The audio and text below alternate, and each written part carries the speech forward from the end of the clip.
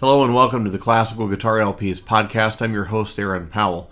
For this episode, we'll be listening to a 1957 recording entitled Guitar Classics, Obras para Guitarra, Manuel Maria Ponce. The guitarist is Gustavo Lopez. It's on the Musart label, and like I mentioned, it was created in the year 1957. There's some interesting recording techniques going on with this, and it'll be fun to sort of unpack that with you all. We'll be right back. And we're back on the Classical Guitar LPs podcast. Thanks for joining us. This was a fun LP to listen to. I really enjoyed going through the music, and I enjoyed listening to the recording of this guitar player, Gustavo Lopez.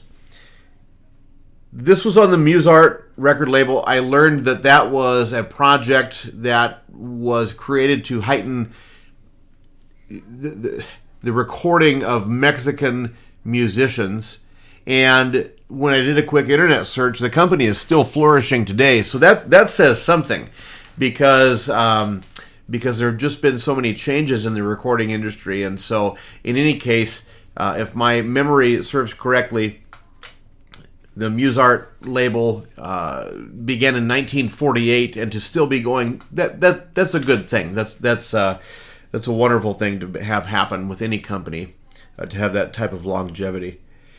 I also learned, and I will say it took a little bit of digging to find out that this recording was made in 1957. I actually had to get that from a third-party source because it's not stamped anywhere on the record. It's not stamped on the record jacket, and it's just one of those things. Also, I will say, usually the liner notes are such a valuable part of learning about the recording and about, in this case, about the composer. And that's really what I'm going to end up talking about, is the fact that the composer is the one who's really talked about and discussed about it. That really, Gustavo Lopez, the guitar player, we don't know anything about from this record jacket. So that's sort of interesting. And you think back, I'm not sure in 1957 they knew that these recordings would be lasting as long as they did, and that sort of thing, and so maybe that has to do with it. Anyway, we open with some beautiful music. Tres Canciones Mexicanas. It's the tried and true war horse of the Ponce repertoire, right? We've all heard this before. We also have Estrellita and Sonatina Meridional. And so those pieces are great. Now, what I'm going to tell you right away, and I think I'll just say it this way. My music listening ear prefers the second side to the first side. And I'm going to sort of explain that here in a second. On both sides, for whatever reason, I hear some slapback or some echo going on in the recording process. Now, I don't know if this had to do with something that was added in afterwards, or if the room that they were in and the microphones that were set up, etc., just were set up for this sort of, almost like analog delay slapback thing. That's what it sounds like. And at first when you hear the recording, you might go, whoa, what the heck's going on? It takes a little while to get used to.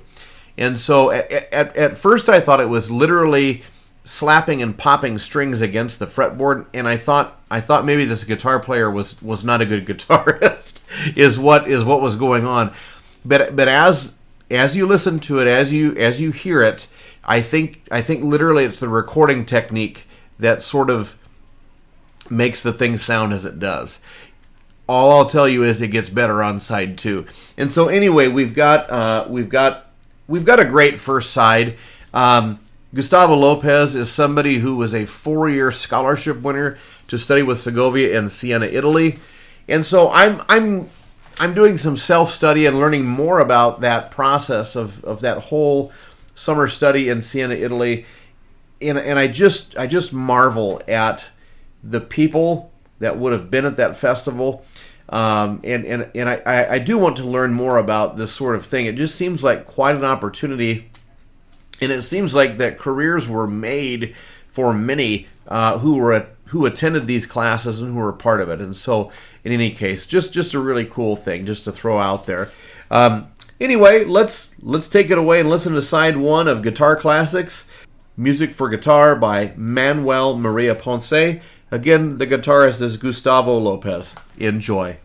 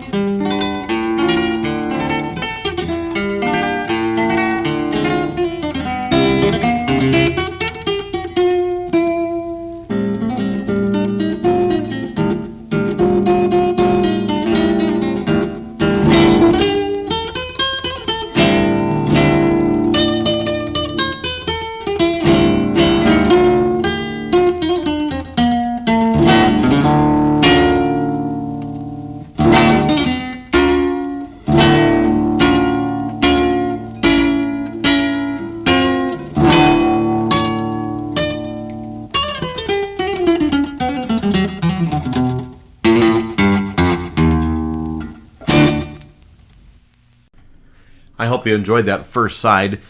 Like I say, I think maybe the guitar tone and everything is just a little bit jarring when you hear it. But if you could listen to just simply the music and the playing, I think it's very, very obvious that Gustavo was a very capable guitar player.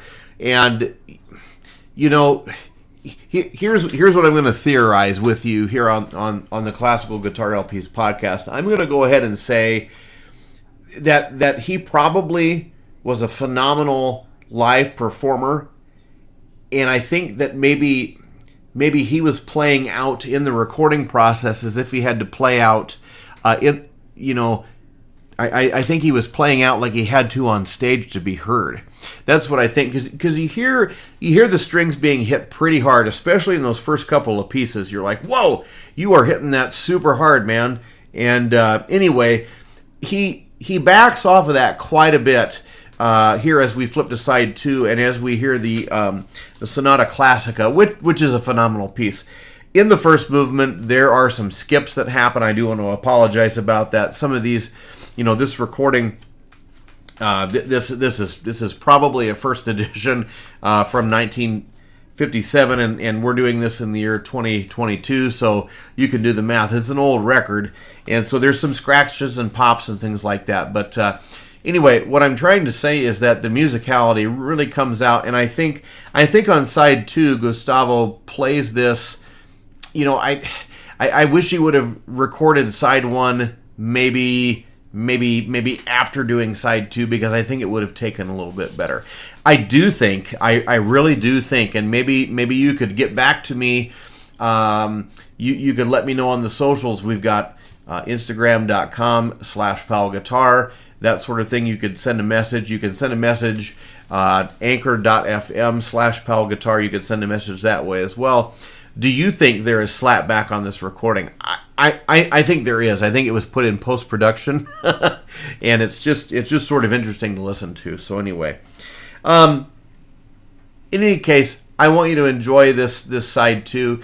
I think this was a fun record to listen to. I always like a good little challenge when I've got to figure out, what year the recording was put out in and that sort of thing. And so, in any case, enjoy this side 2 of Guitar Classics. Works for Guitar by Manuel Maria Ponce. Again, the guitarist is Gustavo Lopez. This is on the Musart record label from 1957. And enjoy side 2. We'll see you next time.